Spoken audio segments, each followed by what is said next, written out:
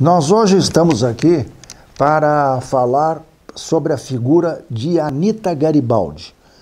Na verdade, também sobre a Revolução Farroupilha, porque a Anita é parte da Revolução Farroupilha que entre 1835 e 1845 ensanguentou o Rio Grande do Sul e foi talvez a maior revolta que houve contra o Império Brasileiro, sem dúvida nenhuma.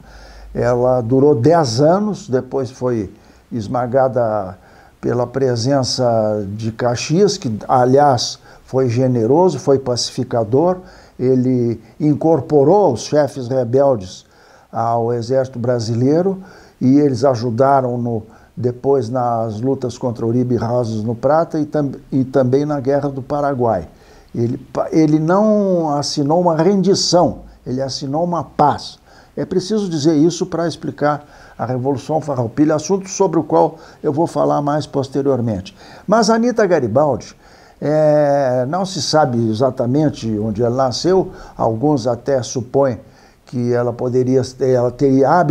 tinha hábitos serranos, né?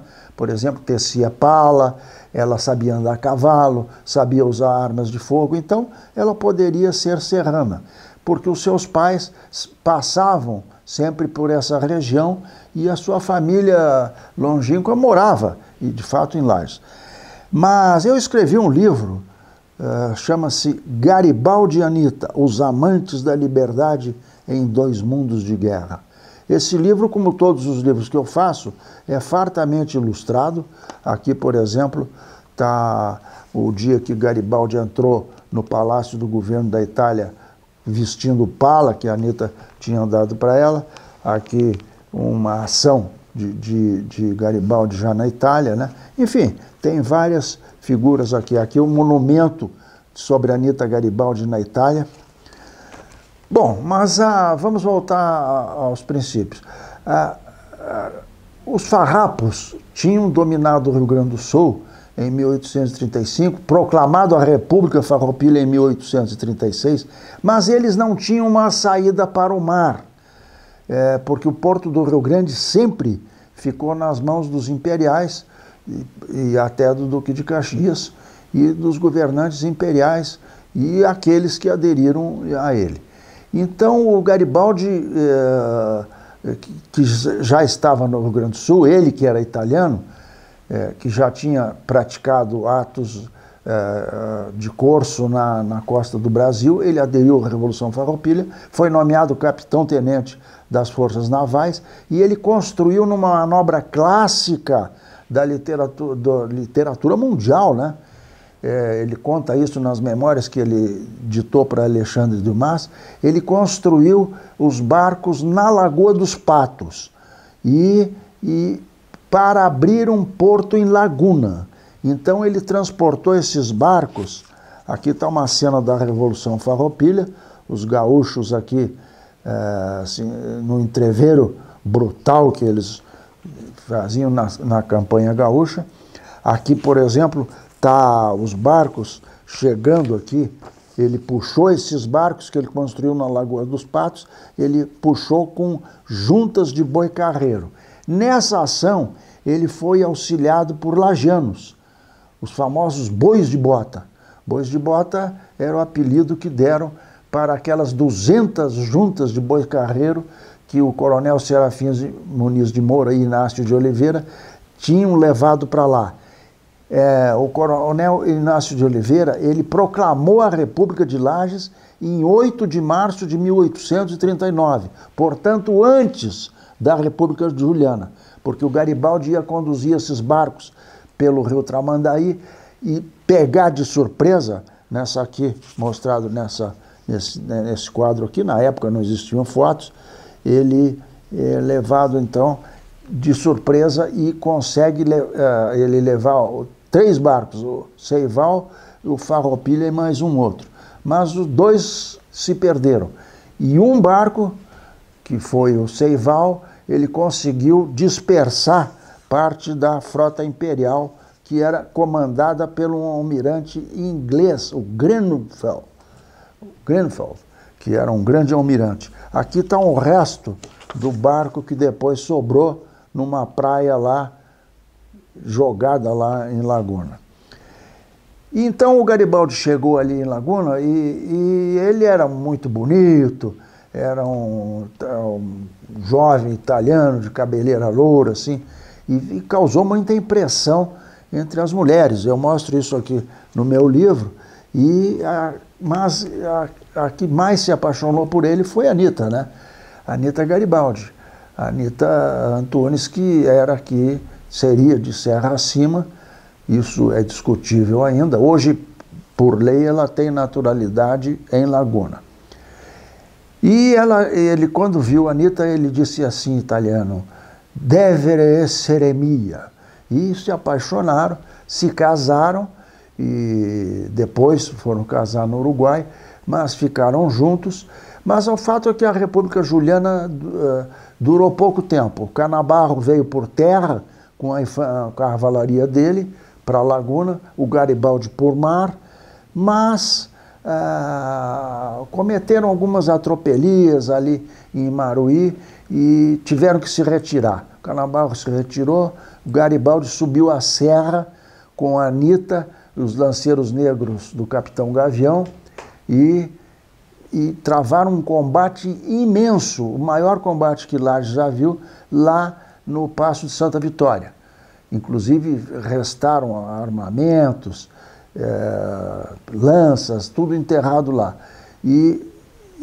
Mas venceram, porque foi combater uma divisão imperial, foi combater os Farroupilhas, chefiada pelo brigadeiro Xavier da Cunha, que era um grande chefe, mas eles venceram. Os imperiais cometeram o erro de se trancar daqueles mangueirões de pedra lá do outro lado do rio, e os marinheiros de Garibaldi, ele que estava, e os lanceiros negros, acabaram fazendo um massacre lá. O relatório do Teixeira Nunes mostra que morreram cerca de 50 pessoas afogadas, 36 trespassados por lanças. E aí o Garibaldi veio para Lages com a Anita. Ele ficou um mês em Lages, era o mês de dezembro já, porque a República Juliana durou de julho até dezembro. A República Juliana, de Laguna. E a Lagiana, que foi proclamada, infelizmente não é comemorada, em 8 de março, portanto, anterior à República Juliana. Mas eles vieram para Lages, assistiram à Missa do Galo, aqui em Lages, era mês de dezembro, e foram bem recebidos aqui. É possível que nesse momento tenha sido gerado, eu estou dizendo gerado, o primeiro filho de Anita, Menotti, que depois se transformou num general da Itália, porque ele foi nascer em setembro do outro ano, lá na Lagoa dos Patos. Mas a Anita, ela era uma figura muito bonita. Eu vou mostrar algumas gravuras aqui que retratam ela muito bem. Olha aqui ela combatendo, porque ela entrou num navio para combater. Aqui ela andando a cavalo, nas lides aqui, perto do Passo de Santa Vitória. E depois ela chegou, desse episódio em Lages, ela chegou a ser presa lá no Rio Marombas, em Curitibanos, porque o Garibaldi resolveu ir lá dar combate numa força imperial e se deu mal nesse combate lá.